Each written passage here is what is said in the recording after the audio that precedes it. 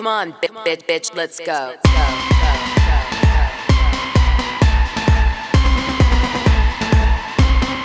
Come on, get ready, bitches. You haven't seen nothing yet. Come on. Valentino, Versace, Lamborghini, Bugatti. I got money to burn. I'm single and I'm naughty. Come on.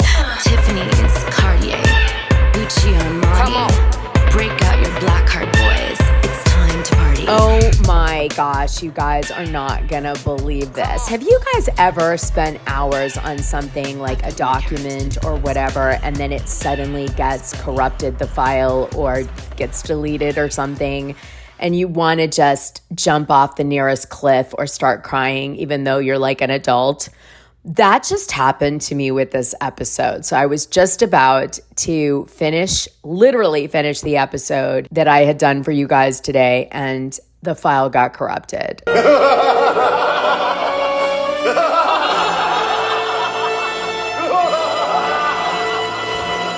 And I had to start all over again. And it was a deep dive. So I was just devastated. But to lead by example, I am going to just do the show better instead of jumping off the nearest cliff that I feel like doing right now. Because these shows take me a long time. As you guys know, I edit them, I write them, I research them, I deliver them, and I usually have to hunt down all the sound bites and everything to demonstrate my points to you guys. So it was pretty horrific to lose an entire, 4 or 5 hours of work in an instance. But like you know, I'm a fighter, and I like to think of myself as a warrior princess, and warrior princesses don't give up when everything is not going to plan. They fight, they deliver a better show than they would have in the first one, and they put those feelings of just total devastation that you have to start over again and do another few hours of work you shouldn't have to do aside and deliver a great show. Never let your guard down. You expect the battle to be fair. A battle will never be fair. Such words of wisdom coming out of Wonder Woman in Diana's training scene. You expect the battle to be fair, and the battle is never fair. And I hope you guys are fighters like me, and you don't let things get to you or get you down, because that would be my hope in telling you this story about losing my work 5 seconds after it was about to be completed. Today's show is going to be probably a little shorter just because I only have so many hours in a day. And unfortunately, with trying to chase a million insurance companies down to make right by my thing in my house that, devastated all my stuff in my house, and living in a hotel room with my son, and still here. Now it's almost 7 weeks with no end in sight. And the numerous other dramatic events somehow I get entangled with to do with Housewives. I feel like I'm the 9th housewife on several franchises for some of the shit I get and have to deal with. I literally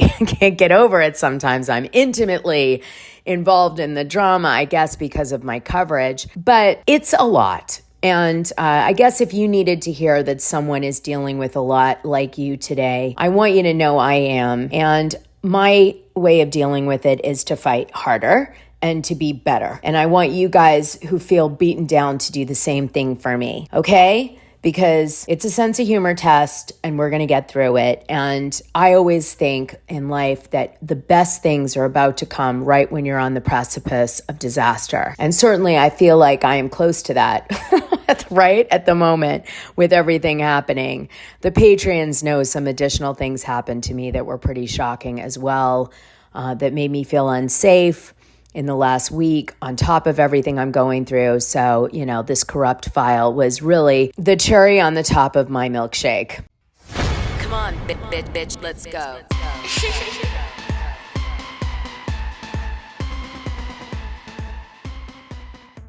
Now let's go ahead and get into the main show. I want to talk about what came out to do with Vinivia. So as you guys know, I've covered Vinivia here and there and some of the scandals that have erupted about this platform for social media influencers where you do lives or whatever, pretty much the same as any other technology, but their angle is that you own your content. I don't know what that exactly means because I own my content pretty much everywhere I do it. I can take it off. I can do whatever I want with it. So I don't really get the pitch on that, but perhaps there's some deeper legal angle with that. But there's just scandal after scandal with Vinivia, much like Louis Ruelas. Why do I bring his name into this? Well, he has been very public about his association with the company. And recently, an event planner followed up the Sasha Group lawsuit against Vinivia. And the Sasha Group lawsuit basically were this ad agency that said, look, we developed Vinivia's branding and did a bunch of work for them, over $150,000, and they never paid us. They just skipped out on town, and we're pissed. And then there were several whistleblower employees that came out on things like employment websites and said, this company's really bad. They say all these things about protecting the employees and doing all these great things, but they just randomly laid off a bunch of people and they're not paying people, and I feel exploited by them. Then there was other gossip that dropped that the head founder of the company, Marcello, Genovese, lied about the origin story of Vinivia. I'll tell you a little about that right now. Let me play you this quick soundbite. This is Marcello talking. What's wild is one of the biggest crime families, out of New Jersey, has a last name Genovese too. I wonder if there's any relations to this crime family and this gentleman, Marcello. I mean, you wouldn't think so because he's out of Switzerland. By the way, full respect given to the Genovese family. Don't want any problems with them. Here's him talking he's the co-founder and CTO of Vinivia in this video. That's his title.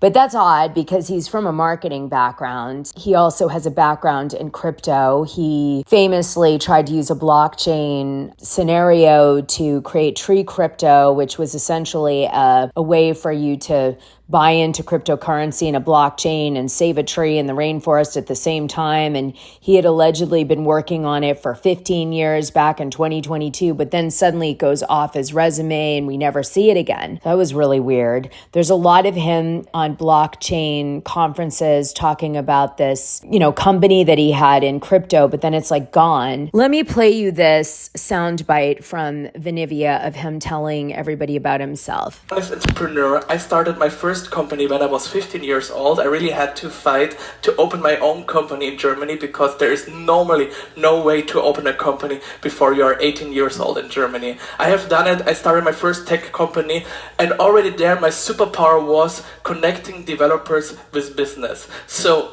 mostly I name myself as a business nerd because I can talk with both languages, business language and nerd language, so I understand both pretty well.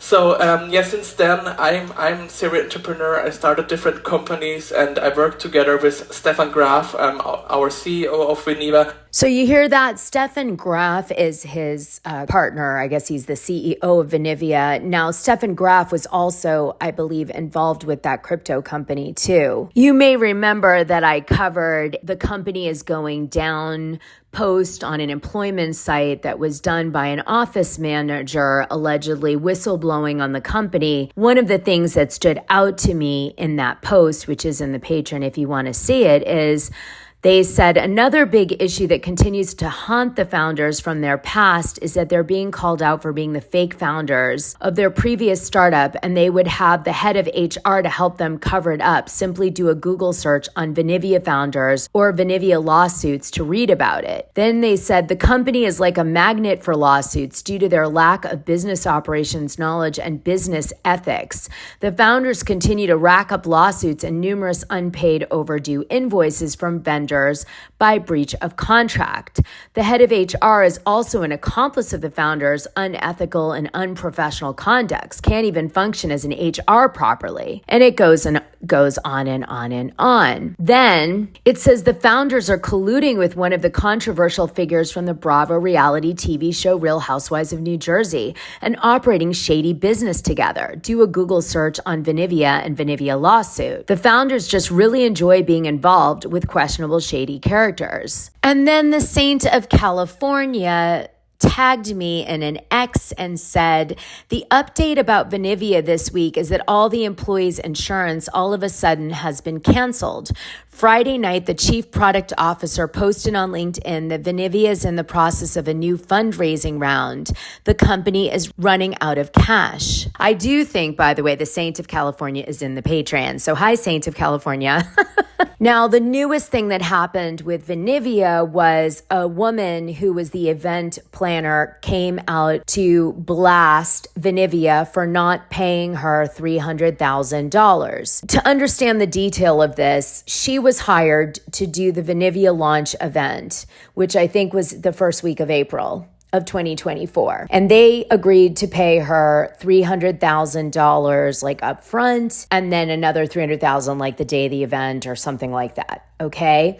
So what ends up happening is she gets the $300,000 and she doesn't get the remainder of the $300,000, but she can't cancel the event because they keep leading her on till like 5 minutes before the event. And now she can't do anything about it. And this event is lavish when I say it to you.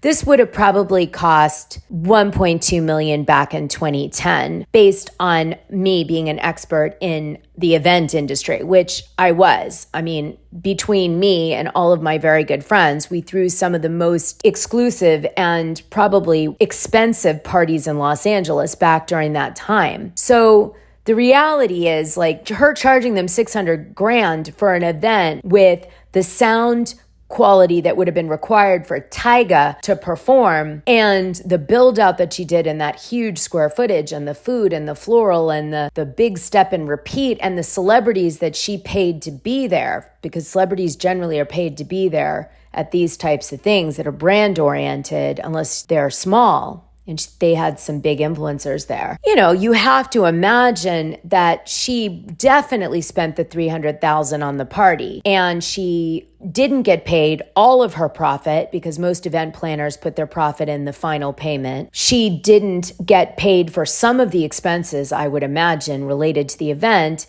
And she took that loss because she can't damage those relationships. So as the event planner, she went out and paid everybody, even though she did some of it out of pocket, because she was like, I'm going to have to sue them and get the money back. But for now, I can't burn all these bridges with my providers because this is my living. And that's how it goes. And I think she did the party on the cheap, by the way, for what I saw, because there were several people that played video from the event. Now, Teresa Giudice was there and Louis Ruelas was there, and he was touting Vinivia. He was saying, this is my company and all this stuff. Now, technically, is it his company? There is no proof at all that technically it's his company. But he definitely, based on what the event planner said, has an office on Avenue of the Stars. I'm going to play it for you. All right. Hi, guys. I thought I would come on here just first and foremost to say thank you for all of the incredible DMs and messages and texts and calls.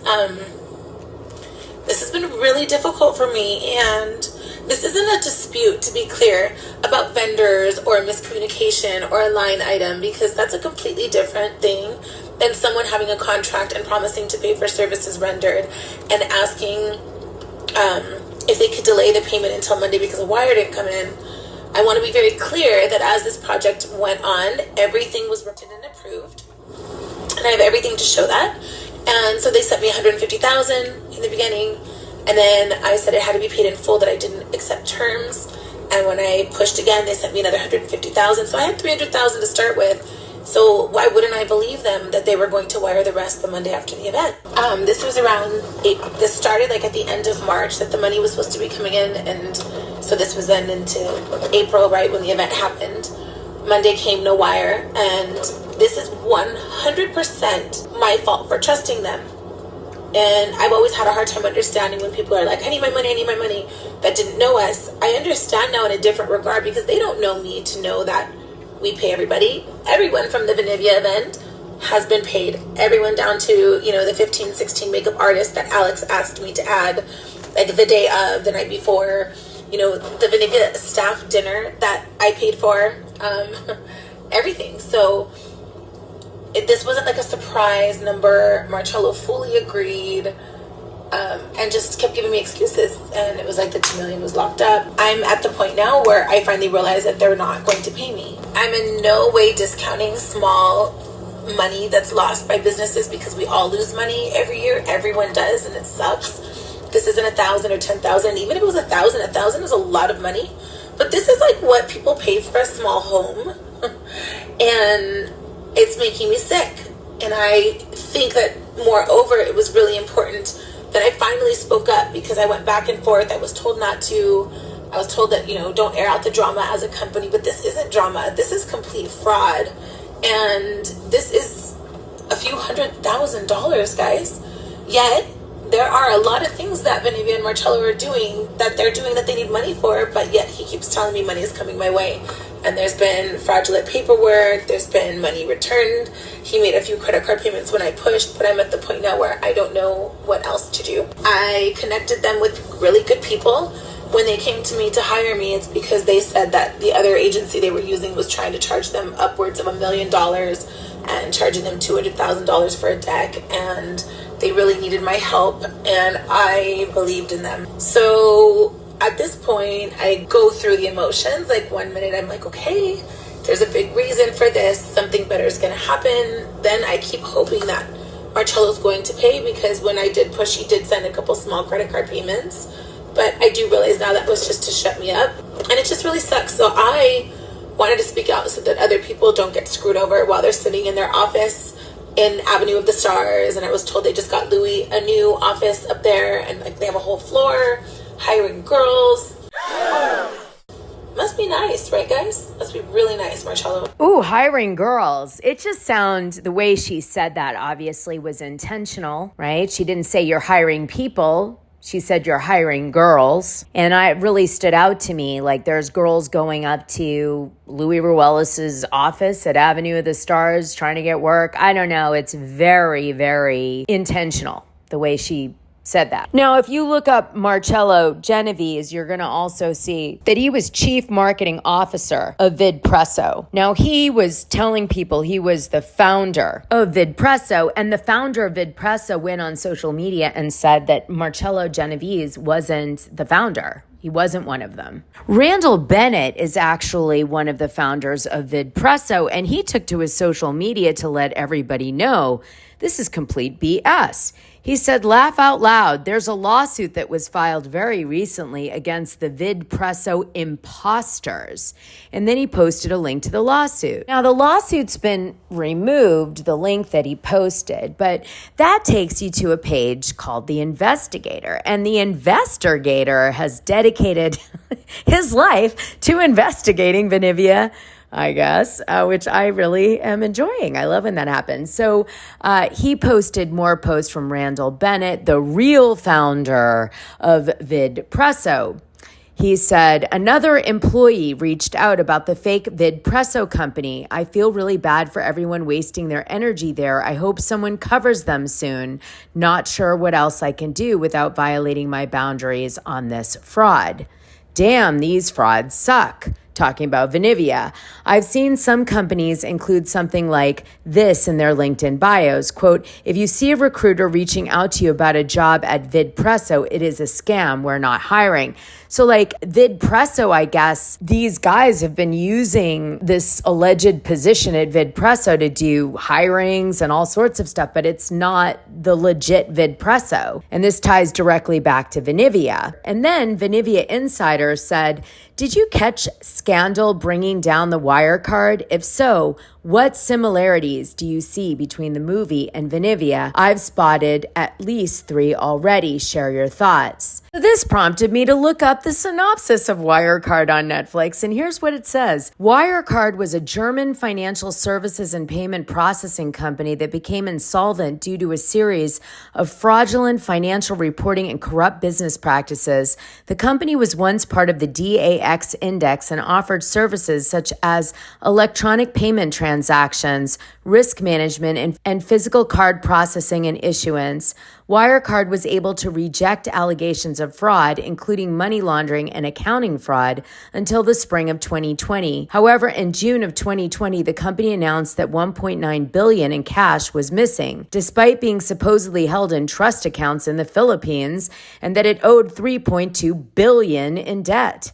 As a result, Wirecard was dismantled in November 2020 after selling its main business unit's assets to Santander Bank for $100 million. Other assets, including its UK, Brazilian, and North American units, had been sold previously at undisclosed prices. Okay, and then he posted, oh my God, seeing where the money's flowing at Vinivia, Stefan Graf and Marcello Genovese are cashing in big from selling their shares. Just add up those numbers, folks.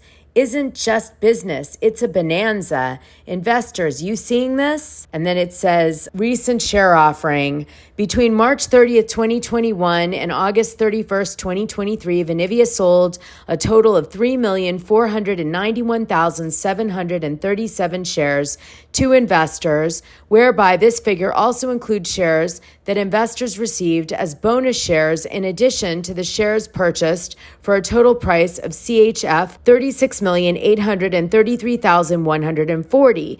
In 2023, Vinivia repurchased 1,040,000 shares from Graf and Genovese AG, as well as the two majority shareholders, Stefan Graf and Marcello Genovese, and sold or reissued 983,537 shares at a price CHF 28 per share. You look closely at this, it appears that this is some sort of trading that's happening on a blockchain at BX Swiss AG. So this isn't even like a legitimate share trade. It's happening on a crypto exchange in Switzerland. For the full scoop, join the Dishing Drama Dana Patreon. The link is in this audio description. It's only $6 a month and you'll get the best information and tea about the things you care about and even the things you don't know you care about.